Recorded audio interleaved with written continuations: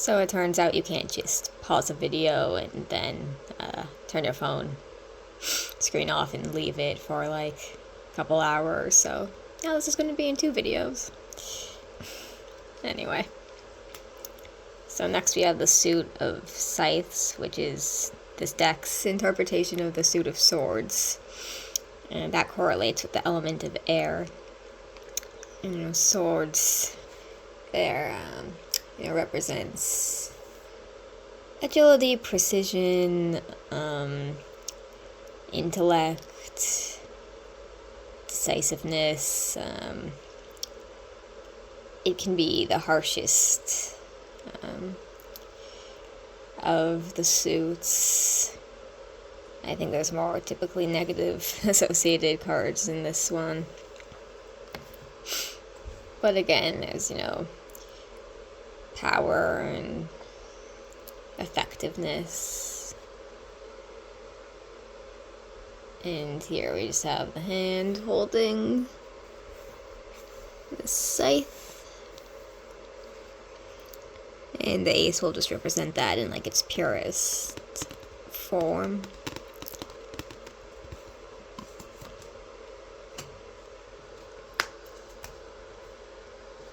So 2 of Scythes. In the tarot, this is another fairly neutral card. And it, with the 2s, it can represent balance. It can represent trusting someone or oneself. In the traditional tarot, the person wears a blindfold. And that can be a trust in the self, trust in another person, and sometimes it can represent blind trust. So sometimes it's not a good thing, sometimes it's real confidence, and it can be more positive. It can be a situation that's unchanging, or, sitting still. It could be a person who's very guarded. You can see he's got his arms crossed. It can be kind of a very balanced situation. This card shows Ben, and I feel maybe they chose him for this card because he has a dual identity to go with the number 2, and they're very, very different. Like they've been cut in half, maybe, like with a sword. And it can be a secretive card as well, and he's definitely got a secret that he's not revealing, that he's closing himself off from revealing. So again, perhaps maybe not his absolute best option for a card, but I do see, I think, what they're going for.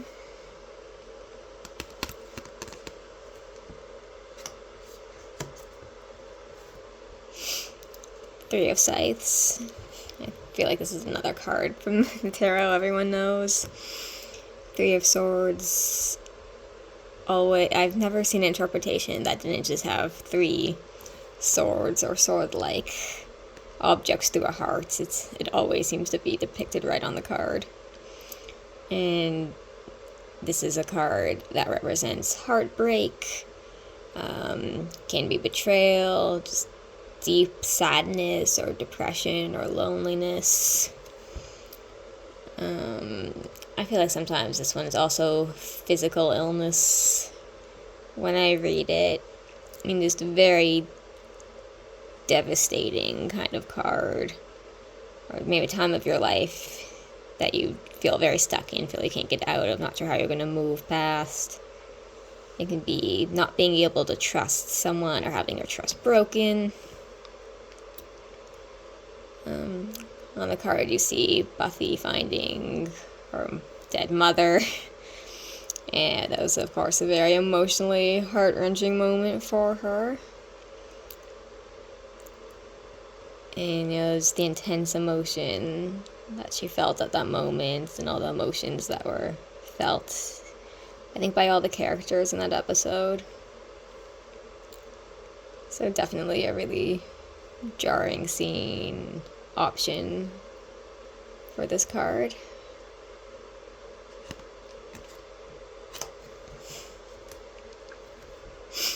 Four of Scythes.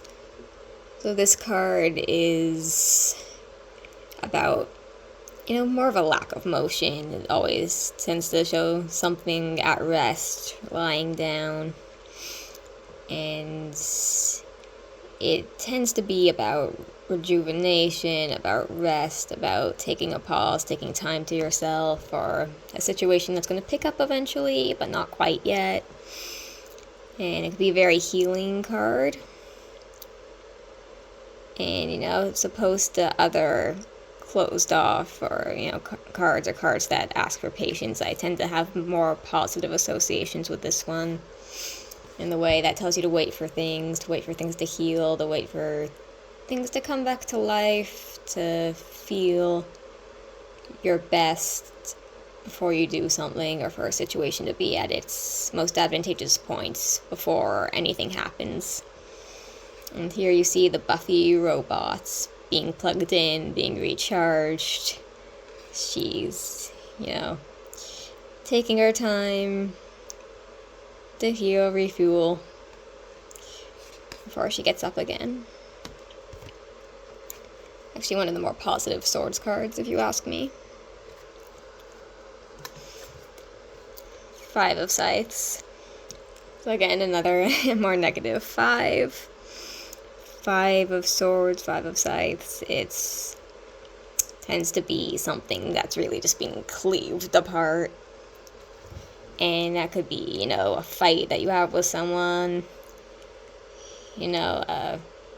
end of a relationship, end of a situation or friendship, just feeling that you're parting ways from something or someone, or that,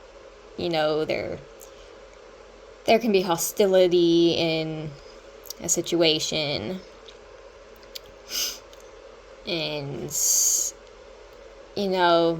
it tends to show something in the midst of, kind of a negative peak.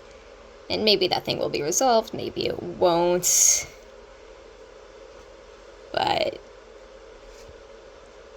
definitely something that is not harmonious in the moment. And here you see Buffy's mother in the episode where she kicks her out of the house, where they physically separate and emotionally there's a lot of discord.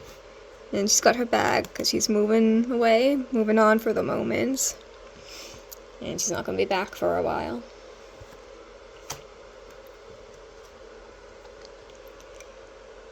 Six of Scythes. So this tends to be a card about moving on as well, but typically more positive associations, as the sixes tend to bring. It could be moving beyond something, past something you're letting go of, or moving physically from one place to another, or into a new stage of life, onto a new idea, or it can be getting past negative emotions and choosing not to let them hold you back, choose forgiveness, different interpretations like that.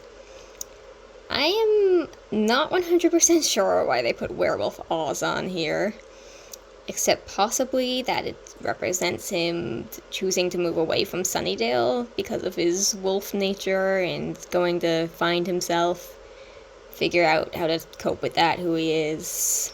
That's my best guess for why he's here and in that form.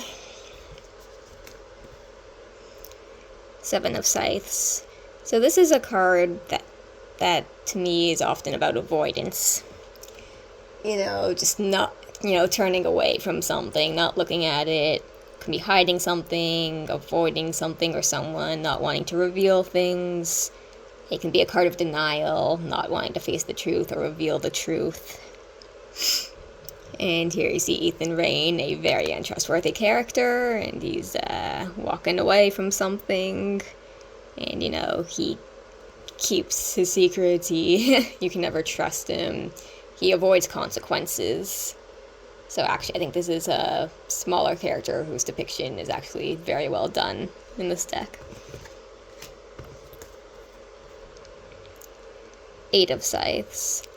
So the Eight of Scythes tends to depict something tied up or stuck to the spot. And it can be showing restraint or feeling as though you are restrained. Typically, nothing's going to happen quite yet when you see this card. And sometimes I think it's about sometimes I feel like the person looks like they want to be rescued, maybe waiting for a situation, a person to come along and tell them the next step to rescue them, to help them, untie them. Kind of a neutral card, if you ask me. Depends, I think, on the question that you ask, but maybe a little more on the negative side in situations. And here you have the Doctor from season 4, another name I forget. But I think she was blind to what she was doing when she created that monster, and eventually she was helpless to stop it and to prevent her own death. So another more actually quite negative interpretation of this one. Nine of Scythes. This one I really like their choice. Nine of Scythes is a major anxiety card. I relate to it a lot. Shows, anxiety over a situation, shows fear, what scares you, what you're worried about. It can be just sometimes low self-esteem, not feeling good enough, doubting yourself, or it can be doubt in another person, or feeling a situation's not going to work out favorably for you. And it's a very fear-based card, probably more so than anything else in the deck. Similar to the Nine of Wands, probably, but a little more intense. And here we have Buffy in her nightmare, where she becomes a vampire, which is, as a vampire hunter, kind of her worst fear. Fear of becoming, the monster yourself, of not being able to fulfill her purpose and not being a trustworthy person. She would not like that idea. And I don't know, I think it's kind of a beautifully done card. I really like this one, and I really, really like their interpretation. I love whenever they did dream episodes in Buffy, or like alternate universes, or anything like that. I always love symbolic stuff like that in TV, movies. Ten of Scythes. Okay, I really like this one too, actually. So Ten of Scythes often is depicted with something full of swords, often shown dead or dying. And the Ten of Scythes is, often finality, something that is dead or dying, coming to a close, sometimes very suddenly, often very, not always, but often unhappily, or not in the most ideal form, in a way that's painful. And sometimes it can be seen as someone, stabbed in the back as well, or through the front. And betrayal, or the death of something you thought you could trust. There tends to be a finality to it. And I think it's another kind of fear-based card sometimes too, that worry of, can you trust something? Will it go well? Is this the end? Is this not the end? And here, I love their choice of scene, with Buffy killing Angel, literally stabbing through him. And something at the time she thought would be a very final act, something extremely painful that also acts as a betrayal to him. And I think it's a great emotional moment for this choice.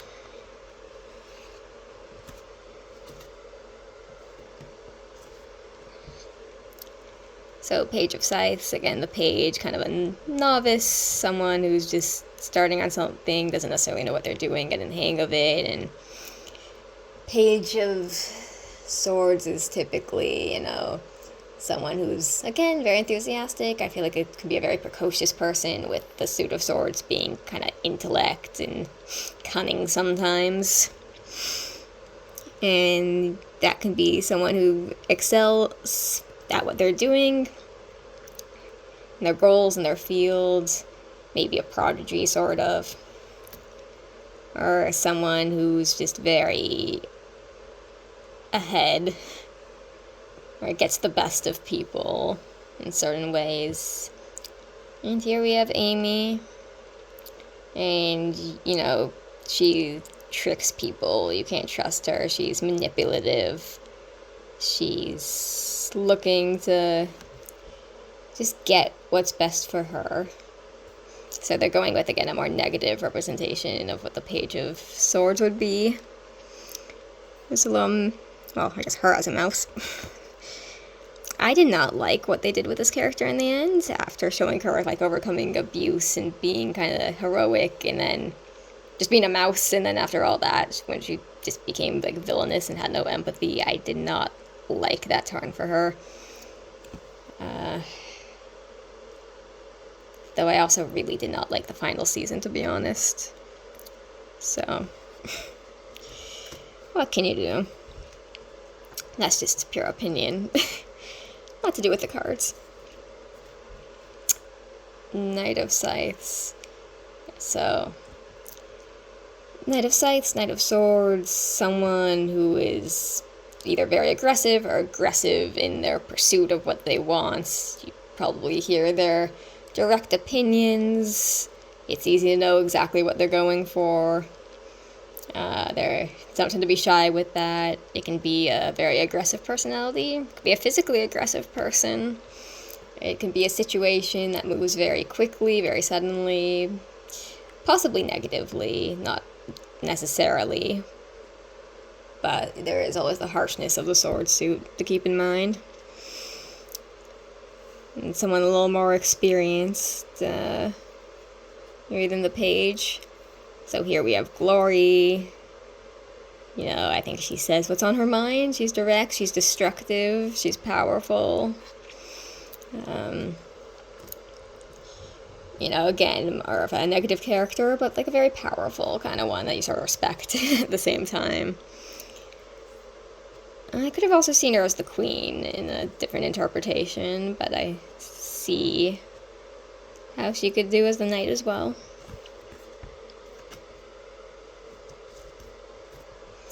Queen of Scythes. So I think maybe Glory also lacked real emotional control, and that's why she was more the Knight. Because the Queen of Scythes probably has better emotional control. And, she's decisive. She's in charge. She's in control. She can be controlling. Often, I think Queen of Swords can come up. It can be a positive for sure. Someone who knows what they want, who's helpful, who's actually, in its best interpretation, very just and fair and helps with decisions. It can also be in its other interpretation, a harsher energy, a negative figure, especially female one, who can be controlling, dominating. Depends which way you look at it. But also could be someone who's very intelligent, quick-witted, very, makes pragmatic decisions. And here we have Jenny Calendar, very smart, very astute, but also in her way manipulative. But, whether she's working against or with the other characters, she's quite effective. And she, pursues her goal. And I think she's definitely a kind of air element character.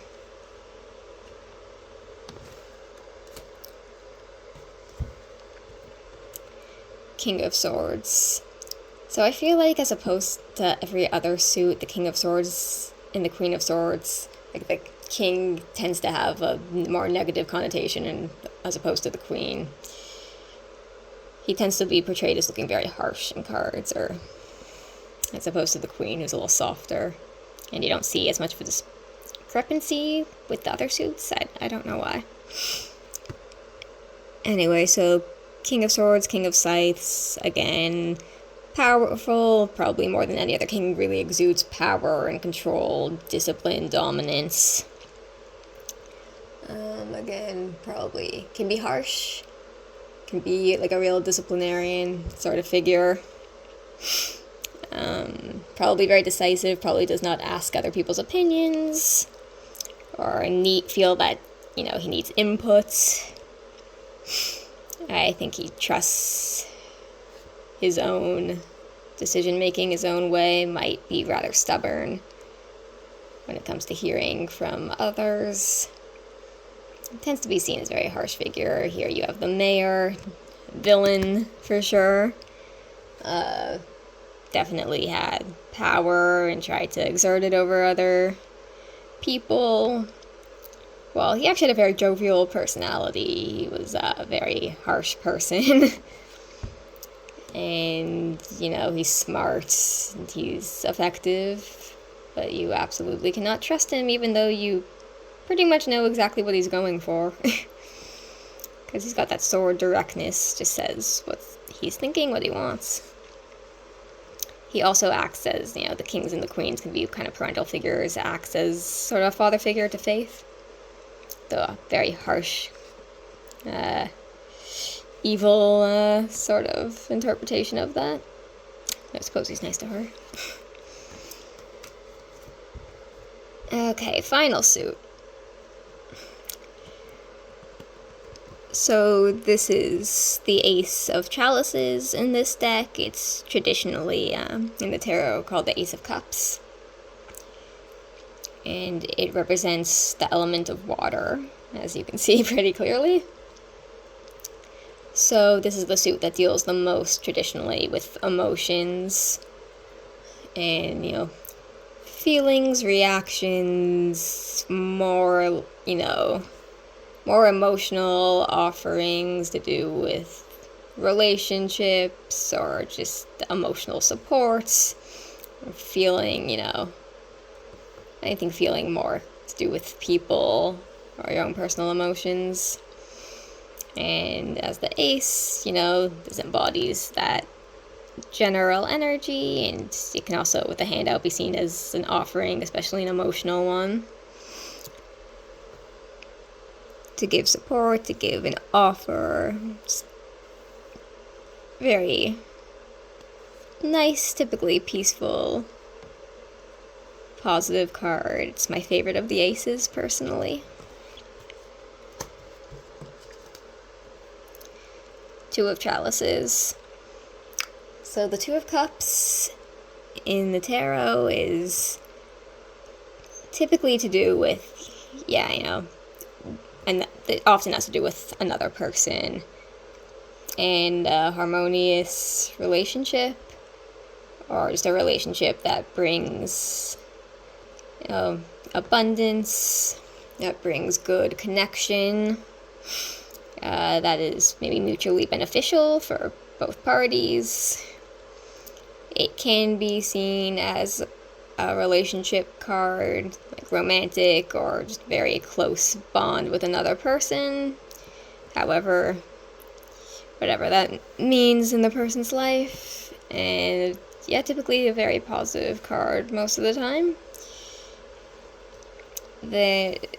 I think this is one of their biggest misses with the Buffy deck, to show Buffy and Faith, who do not get along very well and are kind of on two opposite sides, rarely on the same page, have, or at least develop, a much more adversarial relationship. And, Buffy never quite trusts her, even I think when they make up 100%. They would have done much better, I think, on the Two of Stakes. I mean, they both hold stakes. They're very literal, and they're both kind of... I think their relationship does well in the element of fire as opposed to water. And they're both very dynamic characters, very fiery. So this was a bit of a baffling one for me. I mean, I know they do, at least for a time, have some harmony as slayers, but it does not last long. And they're just so diametrically opposed in so many ways. Sorry, it's sort of a long take on this, but I don't know, this one bothers me quite a bit. when I think about, they could have put just about any two other characters that got along very well here. Like, I think it would have been a good chance, since they were not on the lovers, to do a Buffy Angel card. Or really any two characters that have a close, loving relationship. Buffy and Willow, there were options, is all I'm saying. Or, like Spike and Drusilla. Would have loved that. Honestly, kind of obsessed with them. But I'll move on. So, Three of Chalices. This is often a celebration card. Very joyous. Again, harmonious. Can be a victory. Just a good time. You know, the peak of happiness in something. And typically a card you really like to see. Now, I actually love their interpretation here. I love to see the three of them, Xander, Buffy, Willow. I think this is the only card they're all depicted on. And, you know, with the emotional connection of the cups and, you know, the water element, definitely they're emotionally bonded. They care about each other. They love each other. No matter what, they're supportive. And, you know, they're like a real group who shares a lot. So I love to see the three of them happy here together. It's a good choice. Four of Chalices. This is one of the more negative cups cards, and there aren't a lot. But tends to show a situation that is unchanging. It can be offering something and, you know, the other party does not want to accept it, or vice versa. You don't want to be taking something that's being offered to you, maybe especially an emotional offer, but not necessarily. And it can also demonstrate boredom in life, in a situation. It could be a lot of redundancy, or, I don't know, feeling something's too repetitive. You know, he's already got 3 cups, does not want a 4th of the same thing. And it's often the a card of dissatisfaction, boredom, monotony, maybe not knowing what you want, wanting something different. And here you see the first principal of their school, who did not listen to anybody, did not take anyone's warnings. You know, they tried to be heard, and he was just pushing it off, not accepting what was being told to him, which did not work out well. Very stubborn character, so I guess he fits well on this card.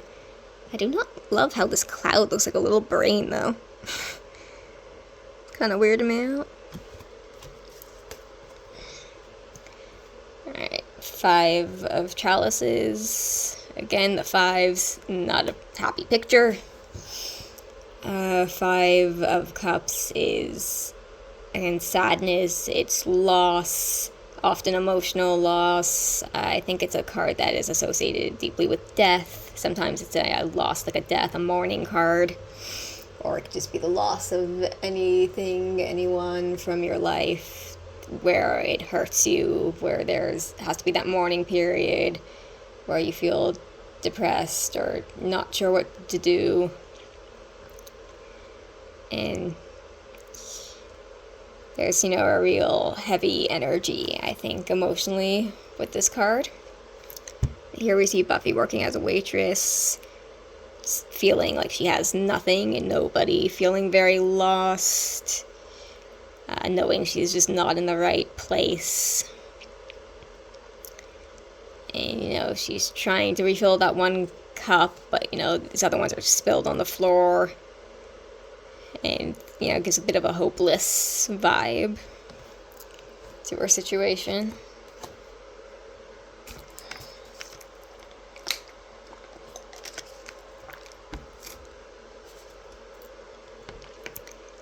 Here's the 6 of Chalices, the last happy 6 card. The 6 of Chalices or Cups is another typically very happy card. It shows often one person gifting something to another, it's thoughtfulness, sharing, an offer of some sort. It definitely has a nostalgic vibe to me. It's traditionally depicted with children, so I think, nostalgia, childhood, association, sometimes I think it represents actual children in a person's life or coming into a person's life. But really a very sweet energy and a very giving, helpful, considerate, compassionate, selfless kind of card. And here we have Joyce and Giles from the Band Candy episode, where they revert to their teenage selves, so they get that childhood sort of youth element in there, and their little romantic relationship, which I loved. That was one of my favorite episodes. And, they're bringing a very kind of fun element to this card, maybe a little more risque than it typically depicts. And it's a bit of an obscure choice, but I like that they were represented in this deck, because I actually really like them together. So, I like what they did with it. Personally, if I had to choose, I think I would have put Xander and Willow on this card, because they're childhood best friends, and so emotionally supportive of each other, and they've been so close for so long. And I really love their platonic relationship. Hated their brief non-platonic relationship, but I won't get into it. But I think they were very cute friends, so I might have put them on there if it were up to me. Seven of Chalices. This is a card that's also a little more neutral. It has to do with the imagination, thoughts, positive or negative. It can be it could be dreams, or less literally just the things you dream of, goals for the future, ideals, your fantasy life. It could be like a sexual fantasy. Anything you can kind of think up. It could also be fears, stuff you make up in your head and you worry about, or nightmares. It takes place in a very dreamy sort of realm, this card, for better or for worse. It could also just be a person who has a lot on their mind, who's very creative or imaginative, or someone who overthinks things and lets their thoughts get away with them, or just feels like their head is too scrambled, full of stuff, thoughts kind of disoriented. It's often one of my favorite cards, actually. And here we have the Halloween episode, all the different little characters that they become. And that kind of plays into the fantasy element of the card, the stuff that you create becoming, or think of becoming real. And it's fun, but it's also scary, and they do a little bit of both, so they kind of keep the neutrality of the card. It's a bit of a fantastical episode, even for a fantasy show.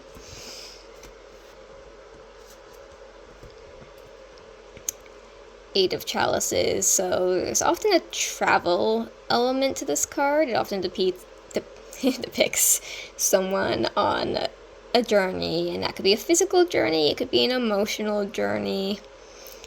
It could be kind of about going to something, but often the focus on the Eight of Cups is about what you're moving away from. A bit of a darker energy than like the Six of Swords would have, which I think depicts more of the journey, or a card of more closure to me. This one can be more turning your back on something, really more about the walking away. But also implies the start of a new journey, going somewhere new. And, just kind of taking your losses and moving on. This one shows their RV that they're all getting away in, and it's much more of an action card the way they show it, depicting more the journey, more chaos than leaving the chaos. But, that's up to everyone to interpret it in the artwork, and that's what they went with. So more the midst of the chaos than the aftermath.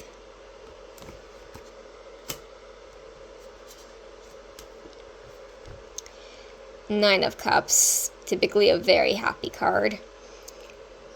Celebration, just enjoyment, happiness, personal satisfaction, and then that way, it could be smugness. I feel like you got the best of a situation, or better of someone, it could be. But typically just a happy, fun card. Here we see the demon from the musical episode. I mean, he's just a fun guy, to be fair. I created a fun environment, but I think they're playing here more into the smugness of the character. He just creates something, has fun with people, messes with people, creates a situation he finds enjoyable. He finds fun. So a little bit more sinister than typical, but it's fun. Ten of Cups. So the Ten of Cups is, again, harmony. It tends to deal with people coming together, unifying, reunions. It can be a family-based card as well, and typically a positive one. And emotional fulfillment and enjoyment and excitement. But, with the Suit of Cups, just emotionally fulfilled. And here we have Willow in the final episode. Good Willow with her white hair. And it's interesting to depict someone alone on this card when it's so much a community card. But in this moment, she is transferring the Slayer power to all the prospective Slayers and uniting them and spreading that force of good to as many people as possible. So although they're not depicted here, that is still the basis of the card and can be seen as a community card that way, and for, something that's happening for the greater good. And you see her just finally at peace doing what she's meant to be doing. And she's clearly very emotionally happy with that. Finding inner peace, satisfaction.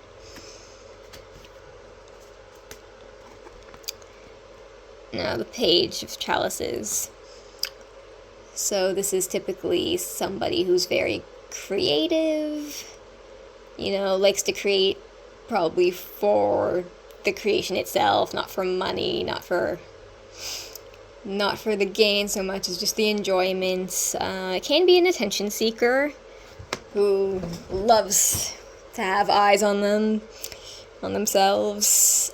Could be someone who's very into literal art or drama. Could be someone who loves theatrics. Usually a very fun, goofy, lighthearted person. Though it can also be someone, I find, that is a bit of a fool as well. It's hard to take them seriously. Something about them is just very eccentric, for better or for worse. Here we see, his name's Clem, right? The good demon, which doesn't really make sense, because they say all demons are soulless, and that's why they do evil deeds, and he's just the most chill guy ever. But he's kind of an outlier in that way, and you could say that's the way he's eccentric. Again, just happy-go-lucky, a little goofy, fun, emotionally a very nice, giving, generous character. Everyone likes him. And he's just cute energy. Alright, almost done. Knight of Chalices. So, again, someone who's typically, maybe in a younger stage as opposed to, like, the Queen or King. And the Knight of Cups tends to be a kind of a romantic person. Not necessarily, but that's definitely a strong association. Could be very classically romantic, or someone who really seeks relationships, or it can just be a person in any way who is just a loving, giving person, gives to people, generous, is emotionally there for people, wants wants to be supportive, wants to give advice, whatever it is. And someone who really shows up for people. And maybe they can be someone who's a little lovesick, or someone who lets people take advantage of them in some way because they're so giving. And I adore their choice here of Spike, pre-vampire transition, who is such, a romantic character, like foolishly so. Very, very emotional. Very traditional in the way that he presents himself, so romantically. And, people see him as just, like, completely sappy. But he just loves to emotionally he loves to feel his feelings, put himself out there. He's just looking for the right person to take what he has to offer. And I just really loved his whole backstory, actually. So I love to see this version of him here.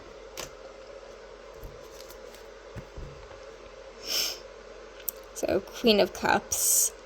Again, someone with a little more authority, someone who people trust to give good advice, to be empathetic.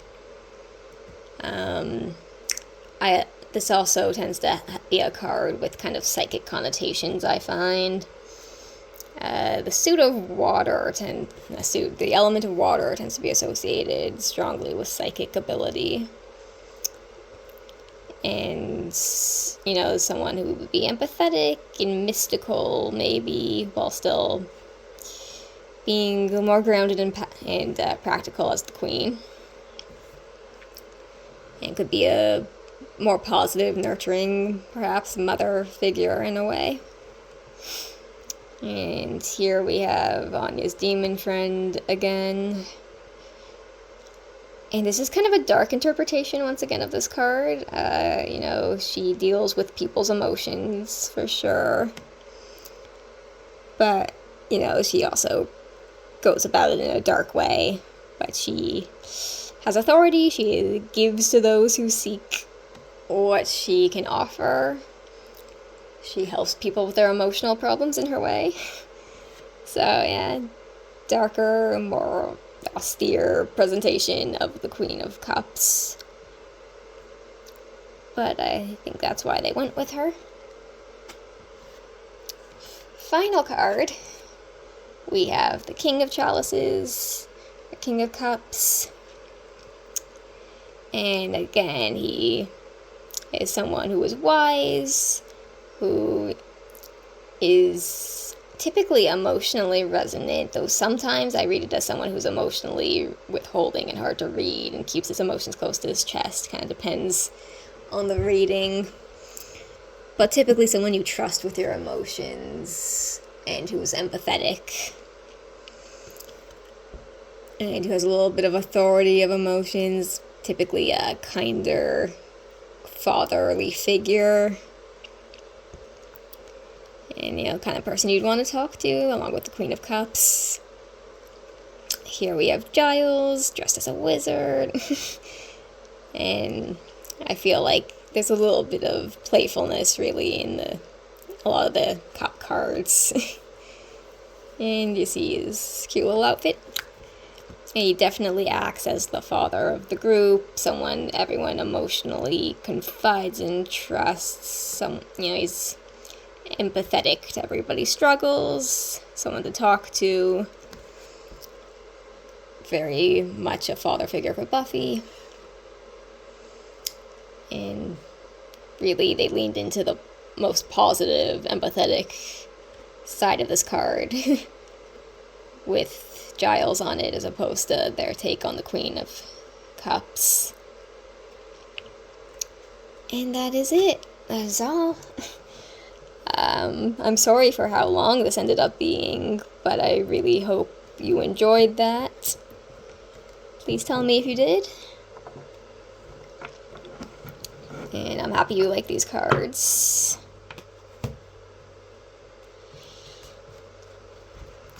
And I will talk to you soon.